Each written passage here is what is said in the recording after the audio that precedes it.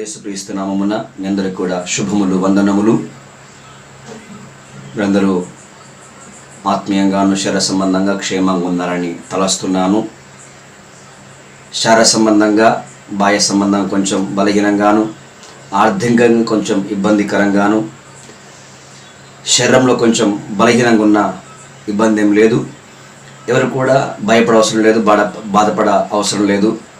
కానీ ప్రతి క్రైస్తవుడు, ప్రతి ఒక్క దేవుని బిడ్డ మీరందరూ కూడా ఆత్మీయంగా అంతరంగ పురుషుని యందు బహుబలం కలిగి ప్రభువుని ఎదుర్కొనుటకు సిద్ధంగా ఉండాలని మా యొక్క ప్రార్థన.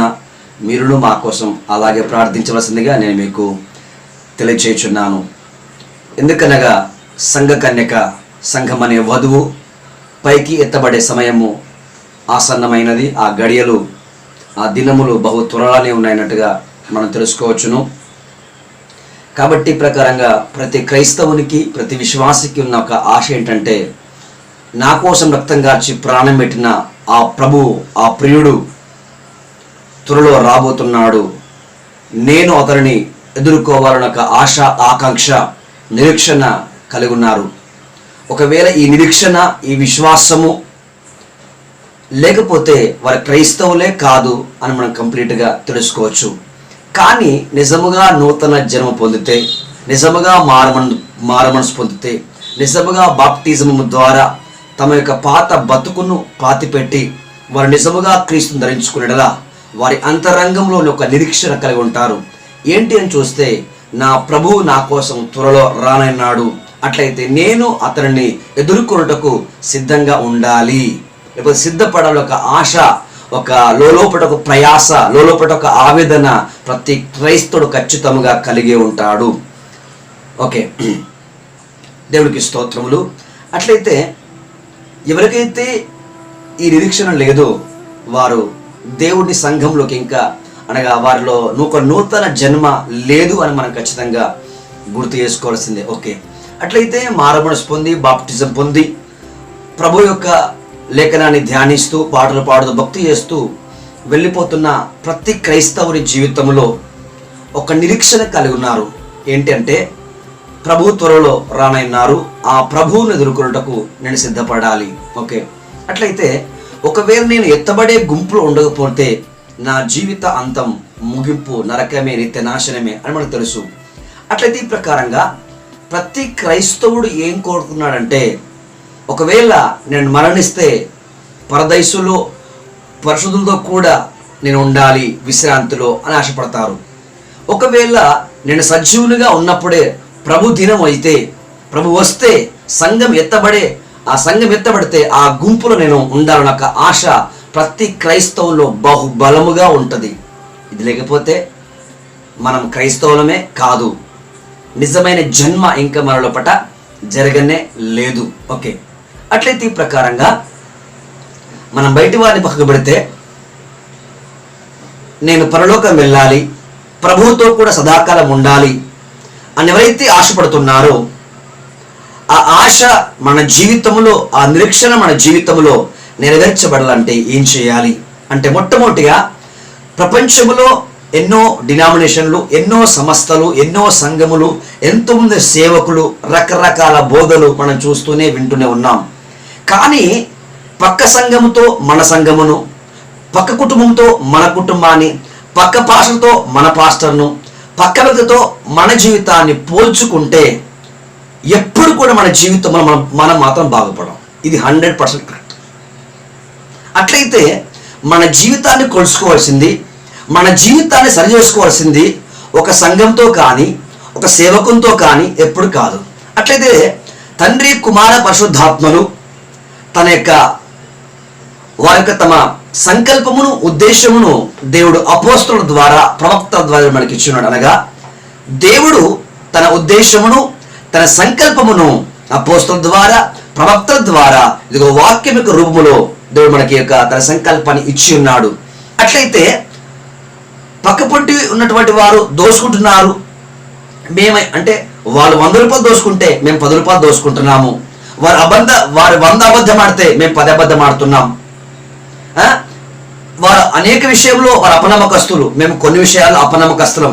ఈ ప్రకారంగా పక్క యొక్క డినామినేషన్ వారితో, పక్క సంస్థ వారితో, పక్క వ్యక్తులతో మిమ్మల్ని పోల్చుకుంటే ఎప్పుడు కూడా మీరు ఒక మహిమగల సంఘముగా, మహిమగల వధువుగా, సంఘ కన్యకగా మీరు ఎప్పుడు కూడా మార్చబడలేరు. అట్లయితే నీ యొక్క నా యొక్క మార్పుకు, లేకపోతే మన యొక్క ఆత్మీయ విశ్వాస ఎదుగుదలకు ఏం కారణం కావాలి? దేవుని యొక్క వాక్యం కారణం కావాలి. అంటే దేవుని యొక్క వాక్యం ఏం చెప్తుందో ఆ లేఖనానుసారంగా నేను మార్చబడాలి.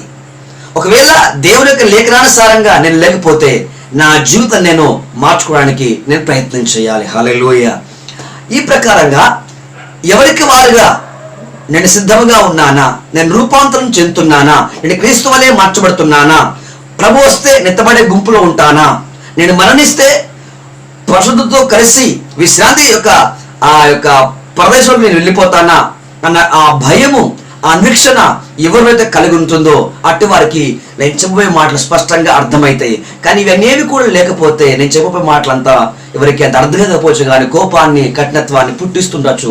ఓకే, అట్లయితే మారుమనసు పొంది, బాప్టిజం పొంది, పవిత్రాత్మను పొందిన తర్వాత కూడా మనం పరలోకం వెళతామంటే అది గ్యారంటీ లేదు. నీ మారుమనసు పొందినా, నీ బాప్టిజం పొందినా, పరిశుద్ధతను పొందినప్పటికీ నీ పరలోకంలో ఉంటావంటే అది గ్యారంటీ లేని విషయమని మనం స్పష్టంగా తెలుసుకోవాలి. అది సేవకులైనా, విశ్వాసులైనా, సంఘ పెద్దలైనా. ఎందుకు అని ఒకవేళ మీరు అడిగితే నేను కొన్ని చెప్పగలను. మనము చూసుకుందాము. లూకా సువార్త 3వ అధ్యాయము 9వ వచనము. లూకా సువార్త 3వ అధ్యాయము 9వ వచనము చదువుతాను, శ్రద్ధగా వినండి. ఇప్పుడే గొడ్డలి చెట్ల వేరున ఉంచబడి ఉన్నది గనుక మంచి ఫలములు ఫలించని ప్రతి చెట్టును నరకబడి అగ్నిలో వేయబడినని చెప్పాను. దేవుడికి స్తోత్రములు. ప్రియ దేవుని పిల్లలారా, ఒక్కొక్క విషయాన్ని చాలా జాగ్రత్తగా గమనించండి. అట్లయితే ఇక్కడ దేవుని యొక్క వాక్యం సెలవిస్తుంది, ఇప్పుడే చెట్ల వేరున గొడ్డలి ఉంచబడింది అనగా చెట్ల వేరున గొడ్డలి ఉంచబడింది. ఈ మాట బాప్తిజం ఇచ్చు యోహాను గారు చెప్తున్నారు. ఇంకా అప్పటికి యేసుక్రీస్తు యోహాను గారి దగ్గరికి రాలేదు. ఇంకా అప్పటికి యేసుక్రీస్తు బాప్తిజం కూడా పొందలేదు. పొందకంటే ముందే యోహాను గారు చెప్తున్న మాట ఏంటంటే, ఇదిగో చెట్ల వేరున గొడ్డలి ఉంచబడినది, మీరు మంచి ఫలములు ఫలించకపోతే నరకబడి అగ్నిలో వేయబడదురు అని వాక్యం సెలవిస్తుంది. కాబట్టి ప్రియ స్నేహితులారా, ప్రియ తల్లిదండ్రులారా, అన్నదమ్ములారా, అక్కచెల్లెల్లారా, ప్రియ దేవుని సంగమా, నేను చాలా ఒక్క విషయాన్ని మీకు అర్థం కావడానికి ఈ మాట చెప్తున్నాను. దయచేసి ఈ విషయాలు మీరు నిర్లక్ష్యం చేయొద్దని మరొకసారి ప్రభు పట్ల మీకు మనవి చేస్తున్నాను. ఇక్కడ మనం చూస్తే చెట్ల వేరున గొడ్డలి ఉంచబడినది. అట్లయితే ఇప్పుడు ఎందుకు అని చూస్తే, ఇప్పుడు నువ్వు మారుమనసు పొంది ఉన్నావు, బాప్టిజం పొంది ఉండవచ్చు, అభిషేకాలు కూడా పొంది ఉండవచ్చు. నీవెన్ని పొందినప్పటికీ, నువ్వు సేవ కూడా చేస్తున్నప్పటికీ, యజమానుడు ఆశించినటువంటి మంచి ఫలములను మనం ఫలించకపోతే నరకబడి అగ్నిలో మనము వేయబడతాము. అక్కడ అగ్ని ఆరదు, పురుగు అనేది చావదు. ఇప్పుడు సమస్య ఏంటంటే, నేను నిత్య నరకంలోకి వెళ్ళకూడదు, ప్రభువుతో కూడా సదాకాలం నేను జీవించాలనుకుంటున్నాను. దానికి ఏం చేయాలి? బాప్టిజం మాత్రమే కాదు, మారు మనసు పొందడం మాత్రమే కాదు, కానీ ఏం చేయాలి? నేను ఫలములు ఫలించాలి. దేవునికి స్తోత్రం. అట్లయితే ప్రియ సహోదరులారా, ప్రియ దేవుని సంగమా, ఈరోజు ఒకసారి మనల్ని మనం పరీక్షించుకుందాం. దేవుడు నాకు ఒక ఆయుష్ ఇచ్చినాడు, దేవుడు నీకు ఒక ఆయుష్ ఇచ్చినాడు. కొందరికి 20 ఏళ్ళు గతించిపోయినాయి, కొందరికి 30 ఏళ్ళు గతించిపోయినాయి, కొందరు 40 ఏళ్ళు గతించిపోయినాయి, కొందరికి 50 ఏళ్ళు గతించిపోయినాయి, కొందరికి 60 ఏళ్ళు గతించిపోయినాయి, కొందరు 70 ఏళ్ళు గతించిపోయి ఉండవచ్చు. అట్లయితే ఈ గతించిపోయిన నీ ఆయుష్కాల జీవితాన్ని ఒక్కసారి పరీక్షించు. 20 ఏళ్ళు అయిపోయినాయి కదా, 30 ఏళ్ళు అయిపోయినాయి కదా, 40 ఏళ్ళు అయిపోయినాయి కదా.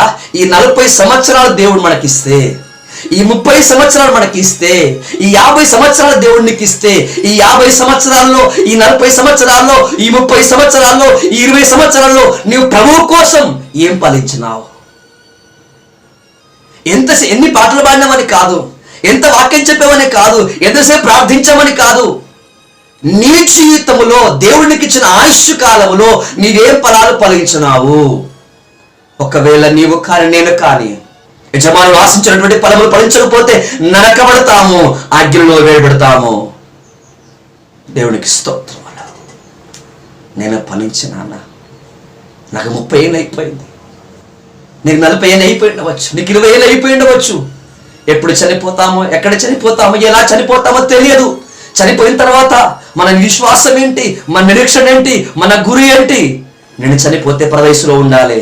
సంఘం మనం సజీవుగా బతుకున్నప్పుడే సంఘ కన్యక ఎత్తబడే ఆ సమయము వస్తే ఎత్తబడే సంఘంలో ఉండాలి అంటే నీవు నేను కానీ ఫలములు ఫలించకపోతే మనం నరకబడి అగ్నిలో వేయబడతాము. దేవునికి స్తోత్రం. అనగా ఇదిగో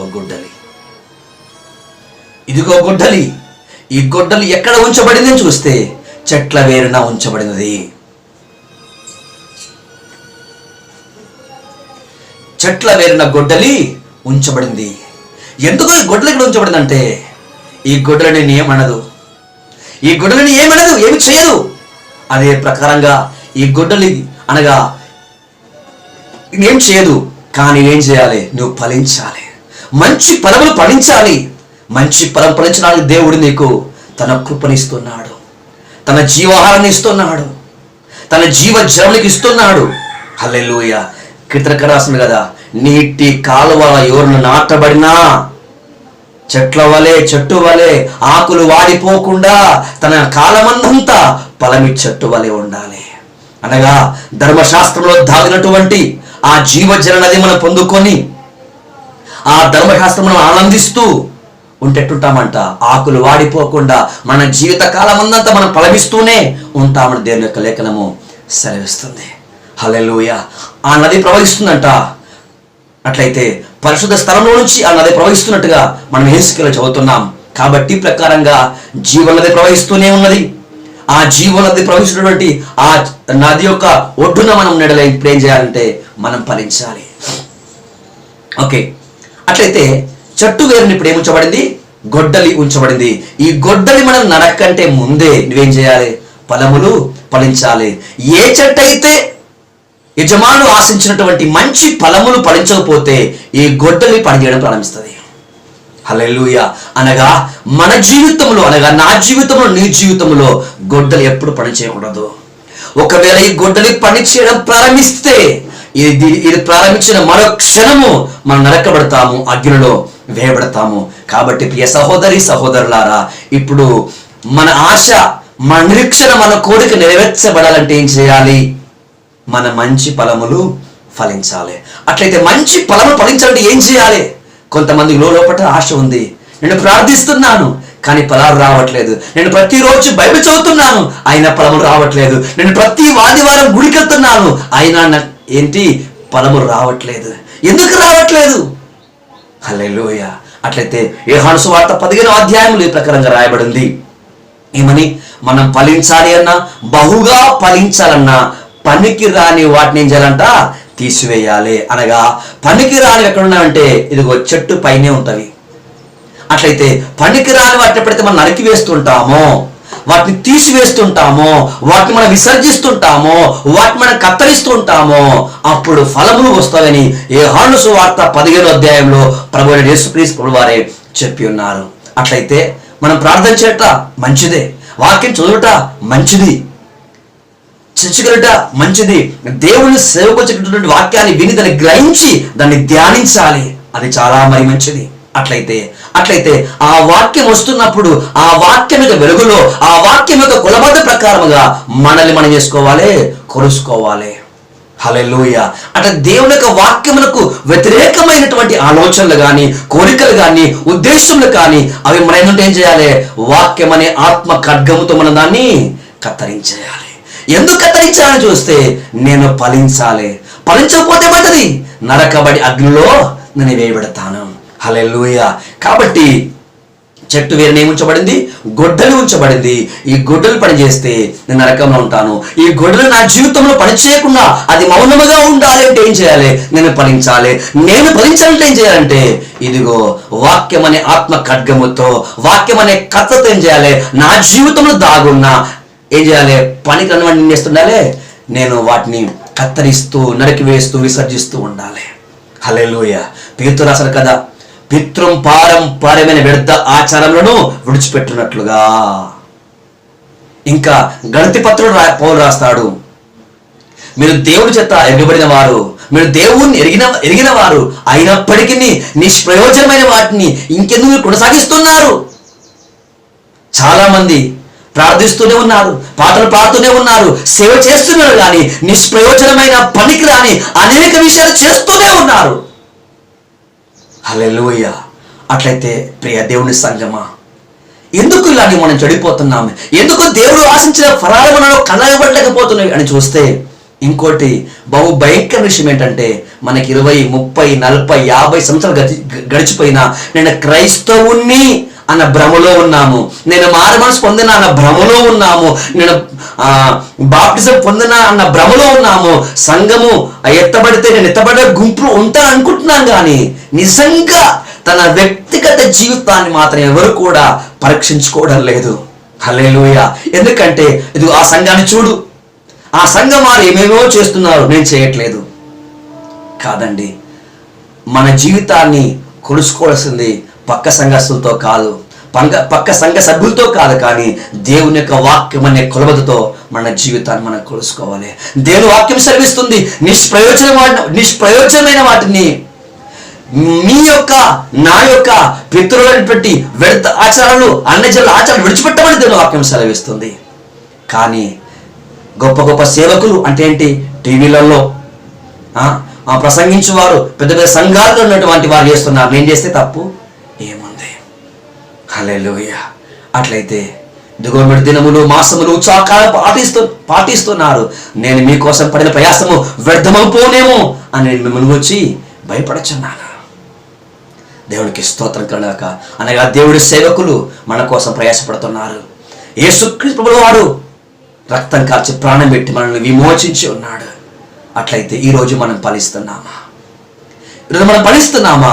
మనం ఫలించకపోతే ఇదిగో మన చెట్టు వేరిన గొడ్డలి ఉంచబడింది, ఇది ఖచ్చితంగా కొద్దినం పనిచేస్తుంది.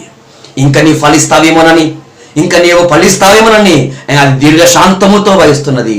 మీకు డౌట్ రాజు గొడ్డలి ఏంటని, ఇదిగో 2000 సంవత్సరాల క్రిందట వాక్యమైనటువంటి క్రీస్తు శరీరధారిగా ఈ లోకములకు వచ్చినది. ఇది తీర్పు తీర్చడానికి రాలేదు, నరకడానికి రాలేదు, నిన్ను రక్షించడానికి వచ్చింది. మనలో ఉన్నటువంటి జన్మ కర్మ పాపాన్ని తీసివేసి తన రక్తంతో మనల్ని కడిగి మన శరీర ప్రాణాత్మను పవిత్రపరిచి ప్రభువులే మార్చడానికి ఇదిగో వాక్యమైనటువంటి గొడ్డలి ఈ లోకానికి వచ్చింది. ఇది తీర్పు తీర్చడానికి రాలేదు, కానీ రక్షించడానికే వచ్చింది, పవిత్రపరచడానికే వచ్చింది, నిత్య జీవాన్ని ఇవ్వడానికి వచ్చింది. అట్లయితే ఈ వాక్యాన్ని విని మారు మనసు పొందుకొని పవిత్రపరచబడి అనేకమైన మంచి ఫలములు ఫలిస్తే ఆ వాక్యమైన క్రీస్తు నీకు తీర్పు తీర్చడు. కనుకవేళ ఈ వాక్యాన్ని విన్నావు, ఈ వాక్యాన్ని బోధించినావు, ఈ వాక్యాన్ని భక్తి చేసినావు, అయినప్పటికీ నీ జీవితంలో క్రీస్తు అని మార్చబడకుండా అనేక మంచి ఫలములు ఫలించకపోతే ఇదిగో రక్షించడానికి వచ్చిన ఆ క్రీస్తే నీకు తీర్పు తీరుస్తాడు, నిన్ను అగ్నిలో పడేయమని ఆయన ఆజ్ఞయిస్తాడు. హల్లెలూయా. అనగా రక్షించడానికి వచ్చిన ఆ క్రీస్తే, రక్షించడానికి వచ్చిన ఆ వాక్యమే నీ తీర్పుకు కారణమవుతుంది. అదే ఈ తీర్పు అనే గొడ్డలి. హల్లెలూయా. ఇంకా నీవు ప్రభువునే మార్చబడతావేమోనని, అనేకమైన మంచి ఫలములు ఫలిస్తావేమోనని ఇదిగో దీర్ఘశాంతముతో ఈ క్రీస్తు సహిస్తున్నాడు. హల్లెలూయా. ఈ క్రీస్తు ఓర్పుతో, సహనముతో, దీర్ఘశాంతముతో ఉన్నంత కాలము నీకు నాకు డోకా లేదు. ఒకవేళ ఆ సమయం గతించిపోతే ఈ గొడ్డలు లేస్తుంది, నిన్ను నరుకుతుంది. అప్పుడు ఇది నరికితే మనము అగ్నిగుండంలో ఉంటాము. హల్లెలూయా. కాబట్టి మన మంచి ఫలములు ఫలించాలంటే ఏం చేయాలంటే పనికిరానివన్నీ ఇప్పుడు ఏం చేయాలి? తీసేసుకోవాలి. దేవుడికి స్తోత్రములు. అట్లయితే ఇది మంచి ఫలం ఫలించాలంటే వేరే కూడా మంచిదై ఉండాలి. ఈ వేరే ఎక్కడ ఉండాలి కొన్ని మాట చూద్దాం మనము. ఎఫెసీ పత్రిక 3వ అధ్యాయము 18వ వచనము. ఎఫెసీ పత్రిక 3వ అధ్యాయము 18వ వచనము చదువుతాను, సిద్ధంగా వినండి. మీరు దేవుణ్ణి సంపూర్ణత యందు పూర్ణులన్నట్లుగా ప్రేమ యందు వేరుపారి. హల్లెలూయా. అట్లయితే ఇప్పుడు దేవుని యొక్క సంపూర్ణత యందు మనం పూర్ణమగలాలంట. హల్లెలూయా. ఇంకా మనం చదువుతున్నాం కదా గళతి పత్రికలో 5:22, అయితే ఆత్మ ఫలమేమనగా ప్రేమ, సంతోషము, సమాధానము, దీర్ఘశాంతము, దయాళత్వం, మంచితనం, ఇవన్నీ ఆత్మలను మనకు అన్ని కూడా తెలుసు. అట్లయితే ఈ ఏవైతే ఆత్మ ఫలం ఉన్నాయో ఈ ఆత్మ ప్రతి ఫలము కూడా అది క్రీస్తులోనే ఉంది. ప్రేమ ఎక్కడ దొరుకుతుంది? క్రీస్తులోని. సమాధానము క్రీస్తులోనే. దీర్ఘశాంతము క్రీస్తులోనే. మంచితనము క్రీస్తులోనే. సంతోషము, సమాధానం ఇవన్నీ కూడా క్రీస్తులోనగా దైవత్వం యొక్క సర్వ పరిపూర్ణత క్రీస్తులోనే ఉన్నది. హల్లెలూయా. అయితే ప్రేమ అనే ఫలము రావాలి అని ఏం చేయాలి? మనం క్రీస్తులో ఉండవలసిందే. సమాధానము, సంతోషము, దీర్ఘశాంతము, మంచితనము, ఏ పరిశుద్ధత, వెలుగు, నీతి, సత్యము, ఇలా ఏ ఫలము నీవు ఫలించాలి అన్నా ఏం చేయాలి? ఫస్ట్ నువ్వు క్రీస్తులో స్థిరపడాలి. దేవునికి స్తోత్రం. ఎగ్జాంపుల్కు ఓకే కనబడుతుంది కదండి, ఇది ప్రేమ. ప్రేమ అంటే ఎవరు? ప్రేమ అంటే ఎవరు? ప్రభువైన యేసుక్రీస్తు. ఇప్పుడు మనం ఏం చేయాలంట? ప్రేమ యందు వేరుపారి, అనగా వేరు అంటే విశ్వాసం. మనకి విశ్వాసం అనే వేరు ఎక్కడ ఉండాలంట? ప్రేమ అనే క్రీస్తులోకి వెళ్ళాలి. అనగా ప్రియ దేవుని సంఘమా మంచిగా గమనించాలి. ఇప్పుడు నువ్వు ఎక్కడ స్థిరపడాలి? చాలా మంది తల్లిదండ్రులు ప్రయాసపడుతున్నారు తమ పిల్లల యొక్క స్థిరత్వం కొరకు. నా కొడుకు ఒక 20,000 జీతం వచ్చే జాబ్ వస్తే బాగుండు, లేకపోతే మా బిడ్డకు లేకపోతే మా కొడుకు ఒక 50,000 జీతం వస్తే, వాళ్ళ మంచి ఒక జాబ్ వస్తే వాళ్ళ తమ జీవితంలో స్థిరపడ్డట్టే అని వారు అనుకుంటున్నారు. కానీ దేవుని సంఘమా ఇక్కడ పరిశుద్ధాత్మ దేవుడు హెచ్చరిస్తున్నాడు. ఏమిట? మీరు దేవుని సంపూర్ణత యందు పూర్ణులగునట్లుగా ప్రేమ యందు వేరుపారి స్థిరపడి. హల్లెలూయా. అనగా ప్రతి వ్యక్తి, ప్రతి క్రైస్తవుడు ఏం చేయాలంట? క్రీస్తు ప్రేమలో స్థిరపడాలి. ఎక్కడ స్థిరపడాలి? క్రీస్తు ప్రేమలో, క్రీస్తులో స్థిరపడాలి. నువ్వు క్రీస్తులో స్థిరపడాలంటే ఏం కావాలి? విశ్వాసం అనే వేరు కావాలి. విశ్వాసం అనే వేరు లేకుండా నువ్వు క్రీస్తు ప్రేమలో, క్రీస్తులో నీవు స్థిరపడలేవు. హల్లెలూయా. నీవు నెలకు 1,00,000 రూపాయలు సంపాదించినా, నీవు నెలకు 50,000 సంపాదించినా, నువ్వు నెలకు ఎంత సంపాదించినా, నువ్వు చనిపోయేంత మట్టుకు శరీర సంబంధంగా సుఖమును సంతోషంగా అనుభవించగలమేమో, కానీ దాని తర్వాత అగ్నిగుండం తప్పదు సహోదరా. అట్లయితే ఇజ్రాయెల్ ప్రజలను మనం చూస్తున్నాం కదండి. పౌలు రాస్తాడు హెబ్రీ పత్రికలో, ఇజ్రాయెల్ ప్రజలు అవిశ్వాసము చేతనే వారు వాగ్దాన భూమిలోకి వారు ప్రవేశింపలేకపోయారు, వాక్యం సెలవిస్తుంది. అట్లయితే ఇజ్రాయెల్ ప్రజలు ఏం చేశారు? ప్రార్థించిన వారే, మన్నాను తిన్నవారే, సముద్రాన్ని చీల్చిన వారే, అయినప్పటికీ అనేకులు అరణ్యంలో రాలిపోయారు. వారు ప్రార్థన చేయలేదా? వారు మన్నా తినలేదా? సముద్రాన్ని ప్రయాణం చేయలేదా? అన్ని చేసిన వారే. అన్ని చేసినటువంటి ఇజ్రాయెల్ ప్రజలు అరణ్యంలో ఆకుల వలె రాలిపోయి. ఎందుకు అని చూస్తే వారి అవిశ్వాసము చేతనే వారు విడిచివేయబడ్డారు. వారి అవిశ్వాసము చేతనే వారు అరణ్యంలో రాలిపోయారు అని దేవుని యొక్క లేఖనము సెలవిస్తుంది. హల్లెలూయా. కాబట్టి ప్రియ దేవుని సంగమా, సత్యవాక్యము ద్వారా, అక్షయ బీజము ద్వారా వచ్చినటువంటి ఏం కావాలి? ఆ వాక్యము ద్వారా మనలో విశ్వాసము రావాలి. ఆ విశ్వాసము దేవుని యొక్క ప్రేమలోకి వేరుపారి. ఇంకో మాట చదివి ముందు సాగదాము. కొలస్సీ పత్రిక 2వ అధ్యాయం 6వ వచనం. కావున మీరు ప్రభువైన యేసుక్రీస్తును అంగీకరించిన విధముగా ఆయన యందు వేరు పారిన వారై, అనగా మనము క్రీస్తు యేసును అంగీకరించినాము. ఏ క్రీస్తునైతే యేసు ప్రభువునైతే మనం మన జీవితంలోనికి అంగీకరించినామో ఆ క్రీస్తులోనే మనం వేరుపడాలి. ఎందుకంటే ఆ క్రీస్తులోనే దైవత్వం యొక్క సర్వ పరిపూర్ణత ఈ క్రీస్తులోనే దాగున్నది. హల్లెలూయా. అనగా దైవత్వం యొక్క సర్వ పరిపూర్ణత దాగినటువంటి ఆ క్రీస్తు ప్రేమలో, ఆ క్రీస్తులో నువ్వు స్థిరపడితే, ఆ క్రీస్తులో నువ్వు వేరుపడితే నువ్వు మంచి ఫలములు ఫలిస్తావు.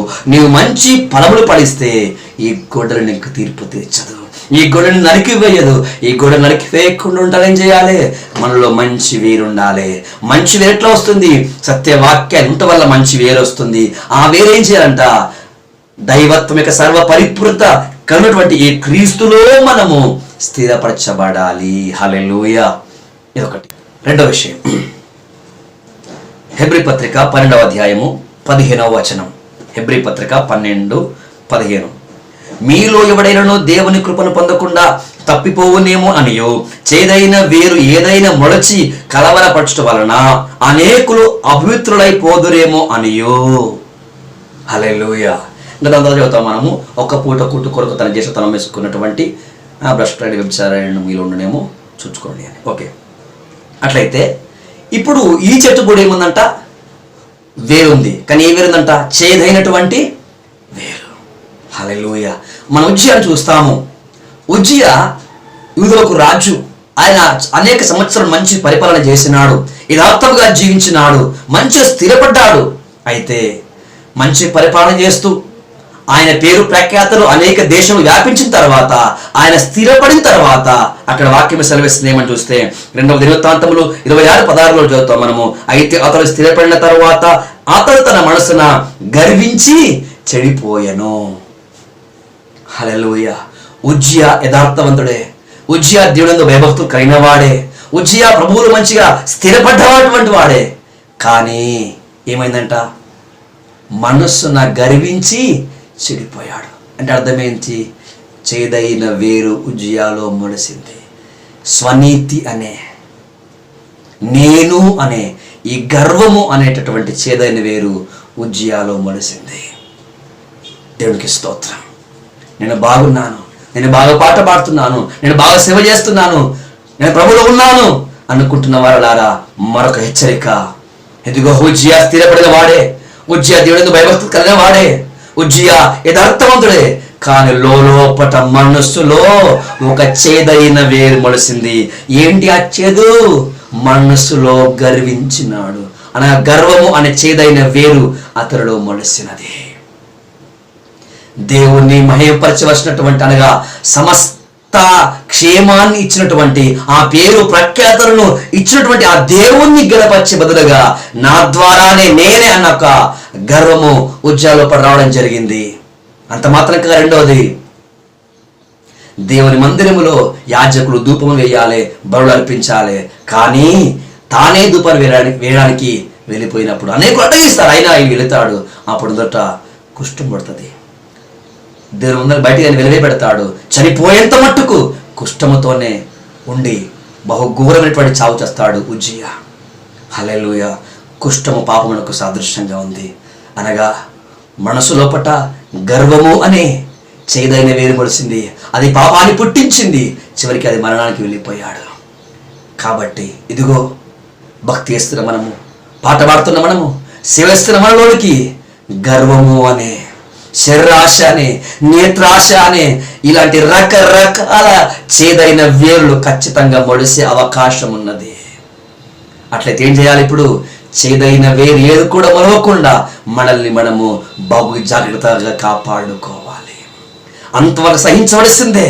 అందుకే వాక్యం సెలవిస్తుంది, శ్రమల గుండా దేవుడు తన సంఘమును నడిపిస్తాడు. ఆ శ్రమల గుండా మనం వెళ్ళిపోతున్నప్పుడు అతిశయించే అవకాశం రాదు.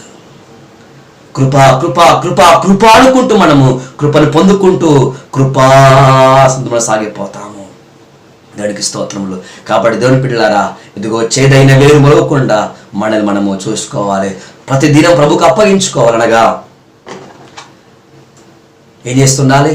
గర్వము, స్వార్థము, అసూయ, ద్వేషము, శరీరాశ, నేత్రాశ ఇలాంటివి, అనగా పారమైనటువంటి విడత ఆచారములు, ఇవన్నీ ఏవి కూడా మన జీవితంలో రాకుండా వచ్చిన వాటిని ఏం చేస్తున్న వెంటనే వాక్యమిత మనం ఎప్పుడు చేస్తుండాలి?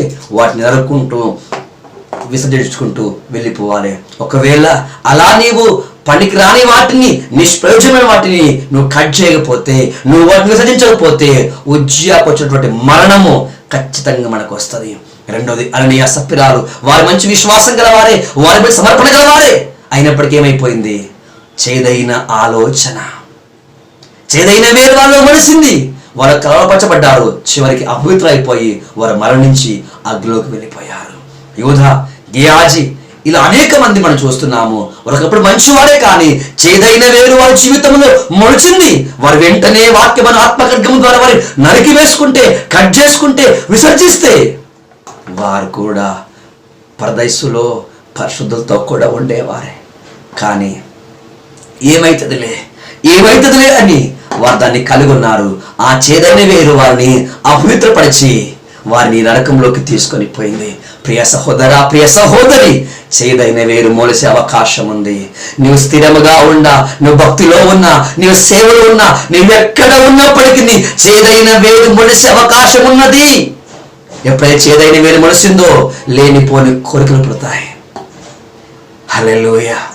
ఒక మాట చెప్పమంటారా? హోసన్నా మినిస్ట్రీ మీరు తీసుకోండి. హోసన్నా మినిస్ట్రీ స్థాపించబడినప్పుడు వారు బల్ల ఇవ్వాలన్నా, వారు బాప్టిజం ఇవ్వాలి అన్నా, వారు ఏం చేయాలన్నా ఈ ముక్కుకు, చెవులకు, మెడలో ఎలాంటి ఆభరణాలున్నా వారు బల్ల ఇచ్చేవారు కాదు, బాప్టిజం ఇచ్చేవారు కాదు. ఆ ఆభరణాలన్నీ తీసేసిన తర్వాతనే వారు బల్ల బాప్టిజం ఇచ్చేవారు. అవునా కాదా? అయితే ఇప్పుడు రాను చూస్తే ఆభరణాలు ఉండంగానే వారు కూడా బాప్టిజం ఇస్తున్నారు. పెద్ద మనుషులకేమో ఆభరణాలు ఉండవు, కానీ మనమల్లకు మనమరాళ్ళకు మాత్రము ఆభరణాలు ఉన్నాయి. కారణం ఏంటి అనగా చుట్టుముట్టినటువంటి వాతావరణం చూసి వారు కూడా ఆ లోకంలో కలిసిపోతున్నారు. వారు మాత్రం కాదండి, హెబ్రోను తీసుకోండి. హెబ్రోను వారు కూడా వారు ఆభరణాలు తమ జీవితంలో చోటిచ్చేవారు కాదు. వారు వెలివేసిన వారు. కానీ ఇప్పుడు ఏం చేస్తున్నారు?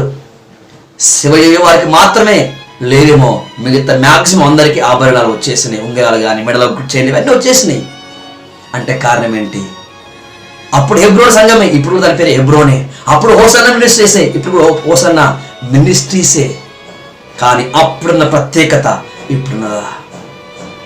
అప్పుడు ఏ వేరుండే, ఇప్పుడు ఏ వేరున్నది. అప్పుడే విశ్వాసం ఉండే, ఇప్పుడే విశ్వాసం ఉంది. ఇప్పుడు అనేక సేవకుల్లో, అనేక మంది విశ్వాసుల్లో, అనేక మినిస్ట్రీస్లోకి చేదైన వేరు వచ్చేస్తూనే ఉంది. ఇప్పుడు మనలాంటి చిన్నవారు ఏం చేస్తున్నారు? ఇదిగో అంత పెద్ద పెద్ద సేవకులు పెట్టుకున్నారు, మేము పెట్టుకుంటే ఏమవుతుంది? అలాంటి గొప్ప గొప్ప సేవలు లిస్ట్ రాసుకున్నారు, నేను రాసుకుంటే ఏమవుతుంది? అయ్యా, అది చేదైన వేరు వారిలో మనిషి ఉండవచ్చు. ఆ చేదైన వేరు నీలో మొలవనివ్వకు, రానివ్వకు. దాని వెంటనే ఏం చేసాయి? శరీరాశ వస్తుంది, నేత్రాశ వస్తుంది, సుఖపడాల మనసు వస్తుంది. వాటిని ఏం చేయాలి? వెంటనే మనం దాంట్లో కట్ చేసుకుంటూ రావాలి. లేకపోతే హుజ్జియా బతికే మన బతుకు, హరణ్య సత్య బతికే మన బతుకు, బిలాం బతికే మన బతుకు. కాబట్టి ప్రతి క్షణము వాక్యం అనే అర్థములో మనల్ని మనం చూసుకోవాలి. నిష్ప్రయోజనమైన పనికిరాని వెంట రాగానే వాక్యమును ఆత్మ ఖడ్గముతో మనం వాటిని నరికి వేసుకుందాము. మన జీవితాన్ని ముడత కలంకము లేకుండా దేవుని వాక్యం ద్వారా ఉదక స్నానం చేయించుకోవచ్చు. మహిమల సంఘం వల్లే నిర్దోషముగా, నిష్కలంకముగా మనల్ని మనము ప్రభు యొక్క వాక్యం ద్వారా, ఆయన ఆత్మ ద్వారా పవిత్రపరచుకోవచ్చు. మనం ముందుకు సాగిపోవలసిందే. హల్లెలూయా. మూడో విషయము,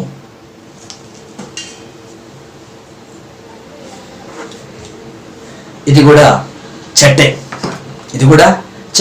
కానీ నీకేం లేవండి, నీకేం లేవు, వేర్లేం లేవు. కానీ ఇది కూడా ఏంటి? చెట్టే. ఇది కూడా చెట్టే. వాక్యం సెలవిస్తుంది లూకా సువార్తలో 8:13, వారికి వేరు లేనందున కొంచెము కాలము నమ్మి శోధన కాలములో తొలగిపోదురు. హల్లెలూయా. దీనికి ఏం లేదంట? విశ్వాసం లేని, అంటే విశ్వాసం అనే వేరు లేని కారణము చేత వీరు నమ్మిన వారే, సంతోషముతో వాక్యమును అంగీకరించిన వారే. కానీ వేరు లేని కారణము చేత శోధన కాలం రాగానే వారు తొలగిపోతున్నారు. హల్లెలూయా. అనగా 3 రకమైనటువంటి చెట్లను నేను ముందు పెడుతున్నాను. ఒకటేమో మంచి వేరున్నటువంటి చెట్టు, రెండవది చేదైన వేరు మొలిచినటువంటి చెట్టు, మూడవది అసలు వేరే లేని చెట్టు. ఎందుకు దీనికి వేరేలని చూస్తే దీని కిందంట రాతి నేల ఉందంట. అనగా చూస్తే నేలగా ఉంది, కానీ కిందేముంది?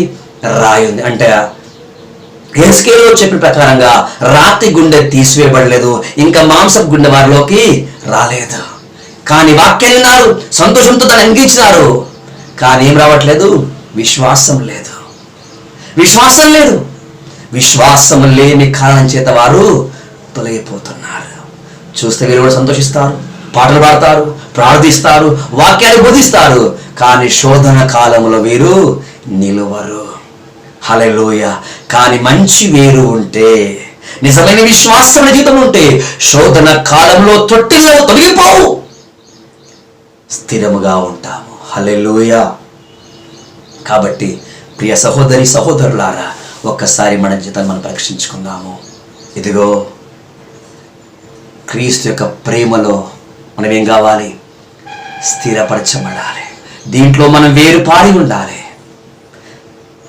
మంచి ఫలాలు ఫలించాలి. మంచి ఫలం ఫలించకపోతే ఇదిగో గొడ్డలి చెట్టు వేరున ఉంచబడినది. నీవు ప్రార్థన చేసిన, మనం పాట పాడినా, మనం సేవ చేసిన మంచి ఫలాలు మనం ఫలించకపోతే మన నరకబడి అగ్నిలో వేయబడతాం. అమ్మలారా వింటున్నారా? అయ్యలారా వింటున్నారా? హల్లెలూయా. ఎవరిని చూస్తున్నావు? ఎటు చూస్తున్నావు? దిగో ప్రభు యొక్క రాకడ బహు సమీపముగా ఉన్నది.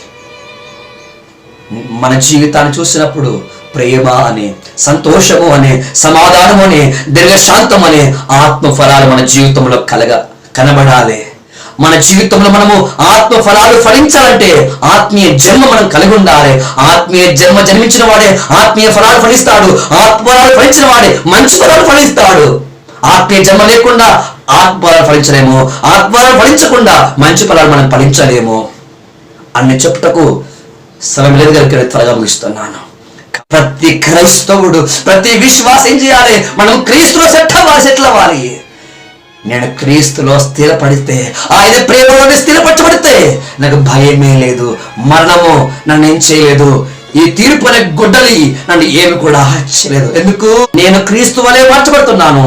రెండవది, నశించిపోతున్న ఆత్మలకు ఈ ప్రేమ, సంతోషము, సమాధానము, రక్షణ, దేవుని రాజ్యం అనే సువార్తను ప్రకటించి వారి కోసం ప్రార్థించి ఆ యొక్క అగ్నిలోని దాగట్టుగా కొన్ని ఆత్మలను ప్రభువులోకి నేను తీసుకొని వస్తున్నాను. హల్లెలూయా. ఈ ప్రకారంగా ఒకటి, నేను క్రీస్తు వలె మార్చబడుతున్నాను. ఇది ఆత్మఫలము. మంచి ఫలం ఏంటని చూస్తే, నేనేదైతే నేను కలిగి ఉన్నానో ఆ మంచి ఫలమును, అనగా ప్రేమ అనే ఫలమును 10 మందికి పంచిపెట్టి నశించుతున్నటువంటి ఆత్మలను ప్రభువుకు నేను తీసుకొని వస్తున్నాను. ఇది మంచి ఫలం. హల్లెలూయా. ఒక ఆచార ప్రకారంగా నేను ప్రార్థనిస్తుండొచ్చు, ఒక ఆచార ప్రకారంగా వాక్యం చదువుతుండొచ్చు, ఆచార ప్రకారం చర్చకెళ్తున్నావు, కానీ నీ జీవితంలో నువ్వు క్రీస్తు వలె మార్చబడుతున్నావా? క్రీస్తులో ఉన్న ప్రేమ మనలో కనబడాలి. క్రీస్తులోని దీర్ఘశాంతము మనలో కనబడాలి. క్రీస్తులోని వెలుగు మనలో కనబడాలి. క్రీస్తులోని సత్యము మనలో కనబడాలి. అనగా ఆత్మ ఫలములు ప్రకటించడం కాదు, ఆత్మ ఫలములు ఫలించాలి. ఇది తండ్రి యొక్క చిత్తము. హల్లెలూయా. నువ్వు అన్ని ప్రకటిస్తూనే ఉన్నావు, కానీ ఫలించకపోతే గొడ్డలి నిన్ను విడిచిపెట్టదు. ప్రకటిస్తున్నావాడా? ఫలిస్తున్నావా? ప్రకటిస్తున్న నువ్వు ఫలించకపోతే ఇదిగో తీర్పు అనే గొడ్డలి నీ చెట్టు వేరున ఉంచబడింది. ఇది నరికి వేస్తుంది. ఇది నరికిన ప్రతి క్షణము మండుచున్న అగ్నిగుండంలో ఉంటావు. ఈ గుండెలు నేను ఏమి చేయకుండా ఉండాలి అంటే నీవు ఆత్మ ఫలములు ప్రకటించడం కాదు, ఆత్మ ఫలము ఫలించవలసిందే. హల్లెలూయా. ఆత్మ ఫలాలు ఫలించాలన్నా, మంచి ఫలాలు ఫలించాలన్నా మంచి వేరుండాలి, మంచి విశ్వాసం ఉండాలి. మంచి విశ్వాసం ఉంటే మంచి పండు వస్తుంది, మంచి ఫలం వస్తుంది. అయితే మంచి వేట ఉండాలి. మళ్ళీ అది కూడా ఇదిగో క్రీస్తులో ఉండాలి, ఆయన ప్రేమలో మనం ఉండాలి. ఒక్కసారి పరీక్షించు, నిజముగా మనం క్రీస్తు ప్రేమలో స్థిరపరచబడినామా? ఒకవేళ చేదైన వేరు వచ్చి కలవరపరచబడి అపవిత్రులైపోయిన రుచి అవ్వాలి, అది కూడా పరీక్షించు. హల్లెలూయా. కాబట్టి ఈ ప్రకారంగా ప్రియ దేవుని సంగమా, ఇదిగో మనమందరూ కూడా చెట్టు వేరిన గొడ్డలు ఉంచబడినది. చెట్టు వేరిన గొడ్డలు ఉంచబడింది. ఇదిగో ఇది పడిచే సమయం గడియ బహు దగ్గరగా ఉంది. ఆ టైం ఆసన్నమైంది. ఈ గొడ్డలు పడిచే కంటే ముందే నువ్వు మంచి ఫలములు ఫలించు. నువ్వు మంచి ఫలం ఫలించడానికి ఏం చేయాలి? పనికిరాని వాడిని తీసేయాలి. ఇదిగో లోకం, ప్రతి సంఘం వారు, ప్రతి డినామినేషన్ వారు పనికిరానివన్నీ చేస్తున్నారు. వారిని చూసి నీ విశ్వాసాన్ని కోల్పోతున్నావు. ఇంకో వాడు భర్త చేశాడు, నేను భర్త చేస్తా. వాడు శ్రీమంతం చేశాడు, నేను శ్రీమంతం చేస్తా. వాడు ఉంగరం పెట్టుకున్నాడు, నేను ఉంగరం పెట్టుకుంటా.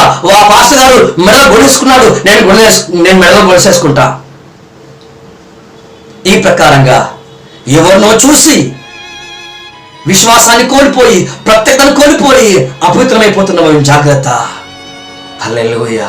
అట్లయితే ఈ ప్రకారంగా మన మంచి ఫలములు ఫలించుదాము, ఆత్మలాలు ఫలిస్తాము. మనం క్రీస్తు వలె మార్చబడి ఇదిగో ప్రభు యొక్క రాకడ కొరకు మనము సిద్ధపరచుకున్నాము. ఒకసారి మోకరించి కళ్ళు మూసుకోండి. చిన్న ప్రార్థన చేసి ముగిస్తాను. హల్లెలూయా, హల్లెలూయా, హల్లెలూయా. గొప్ప దేవా మీకు స్తోత్రం, సర్వాధికారి మీకు స్తోత్రం చెల్లిస్తున్నాము అయ్యా. ఇదిగో దేవా, నీటి కాలువల ఎరున నాటబడినటువంటి చెట్టు వల్ల మేము ఉన్నప్పటికీ అయ్యా, మేము మంచి ఫలం ఫలించకపోతే నరకబడతామని అగ్నిలో వేయబడతాం నీకు వాక్యం సెలవిస్తుండగా. కాబట్టి దేవా, ఆత్మఫలం ఫలించి మంచి ఫలాలు ఫలించి దేవా తండ్రి, ఇదిగో మిమ్మల్ని ఎదుర్కొని ఆ గుంపులో మందరం ఉన్నట్లుగా దయచేయండి. చేదైన వేరు ప్రభువా మాలోకి వస్తే దాన్ని తీసివేయండి, దాన్ని నరికివేయండి దేవా. మీకు స్తోత్రములు కయా తండ్రి. మంచి విశ్వాసం అనే వేరు మనకు రాకుండా దేవా, ఇదిగో ప్రభువా రాతి గుండె మాలో ఉందయ్యా. ఆ రాతి గుండెను తీసివేసి దేవా, మెత్తటి మాంసం గుండెను ప్రభువా మీరు మాకు అనుగ్రహించు తండ్రి. మీకు స్తోత్రములు అయ్యా. మంచి వేరు ప్రభువా తండ్రి, మీలో ప్రభువా క్రీస్తు అనే ప్రేమను ప్రభువా మేము వేరు పారేవారమై దేవా అనేకమైన ఆత్మఫలాలు ఫలిస్తూ అనేక మంచి ఫలాలు ఫలిస్తూ దేవా తండ్రి, ఇదిగో మిమ్మల్ని ఎదుర్కోవడానికి ఉన్నటువంటి అటు సిద్ధపాటు మీరు మా అందరి జీవితంలో అంటే సహాయం చేయమని సంపూర్ణముగా సజీవయాగముగా మమ్మల్ని మీకే సమర్పి సమస్త మహిమ చెల్లిస్తూ యేసయ్య అతి పరిశుద్ధ నామమున ఆడుచున్న పరమ తండ్రి.